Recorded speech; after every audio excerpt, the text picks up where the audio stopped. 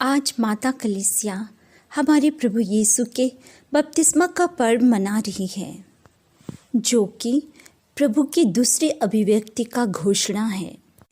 Eastern church में इस त्योहार को थियोफनी कहते हैं, क्योंकि यर्दन नदी में ईसा मसीह के बपतिस्मा के समय ईश्वर 3 व्यक्तियों के रूप में प्रकट हुए थे। यीशु का बपतिस्मा यूहन्ना बपतिस्ता द्वारा हुआ था। यूहन्ना ने जो बपतिस्मा दिया था वह एक पश्चाताप का बपतिस्मा था। बपतिस्मे की कथा 2 केंद्रीय और परस्पर जुड़े तथ्यों की ओर हमारी ध्यान आकर्षित करती है। हालांकि प्रभु यीशु पूरी तरह से पाप रहित और त्रुटिहीन थे, उन्होंने अपने आप को पापियों के साथ खड़े कर दिया और उनके साथ एक हो गए। प्रभु यीशु भी यूहन्ना बपतिस्ता से बपतिस्मा लेने के लिए दूसरे लोगों के साथ कतार में खड़े हो गए। प्रभु यीशु के इस कार्य से पिता परमेश्वर अत्यंत प्रसन्न हुए और उसी क्षण स्वर्ग से आवाज़ सुनाई पड़ी, यह मेरा प्रिय पुत्र है, मैं इससे अत्यंत प्रसन्न हूँ। उसी क्षण पवित्र आत्मा प्रभु यीशु पर कपोत के रूप में उतर आते हैं। उस समय यहूदी समाज में यह कानून था, वे गरीब और आम लोगों को पापी और बहिष्कृत लोगों की तरह मानते थे, उनकी निंदा करते थे। प्रभु यीशु के लिए पापियों के साथ खड़े होना, उनके पापों को क्षमा करना, उनके मानव अधिकार को वापस लाना, संसार में उन्हें सम्मान देना, पृथ्वी पर ईश्वर के राज्य की स्थापना का उद्घाटन था। असीसी के संत फ्रांसिस के जीवन में भी हम इसी तरह की घटना पाते हैं। संत फ्रांसिस अपना घर बार शहर छोड़कर गरीब और बहिष्कृत लोगों की सेवा करने के लिए शहर के दूसरे छोर पहुंच गए और वहां गरीब कुड़ियों की सेवा करने लगे। वहां उन्होंने ईश्वर के अनोखे प्रेम को महसूस किया। जब उनके पिता पीटर ने उसे तिरस्कार किया, तब वह खुशी होकर यह घोषणा की, अब से मैं यह नहीं कहूँगा मेरे पिता पीटर बर्नार्डन, लेकिन हमारे पिता जो स्वर्ग में हैं। गरीबों के साथ संत फ्रांसिस की करुणा में पहचान उनका रूपांतरण था, जैसा कि उन्होंने स्वयं स्वीकार किया था।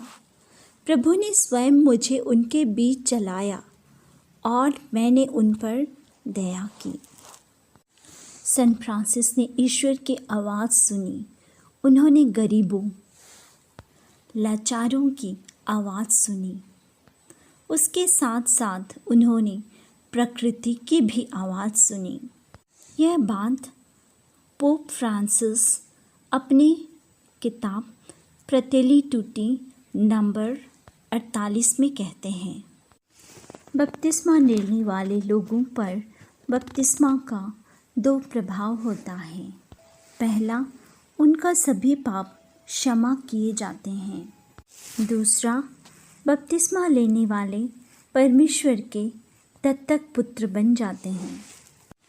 अपने बपतिस्मा के आधार पर सभी बपतिस्मा प्राप्त लोग एक अब्बा अनुभव से गुजरते हैं, जो उन्हें किसी भी प्रकार के भेदभाव के बिना एक दूसरे को भाई बहनों के रूप में देखने और स्वीकार करने में सक्षम बनाता है।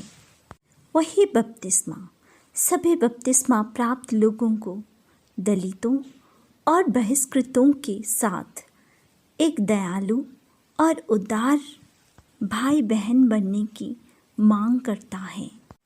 संत पापा फ्रांसिस ने अपनी एनसाइक्लिकल लेटर फ्रैटेली टूटी में जोर देकर कहा है, सद्भावना सेवा में ठोस अभिव्यक्ति पाई जाती है। जो दूसरों की देखभाल करने के प्रयास में कई प्रकार के रूप ले पाती है।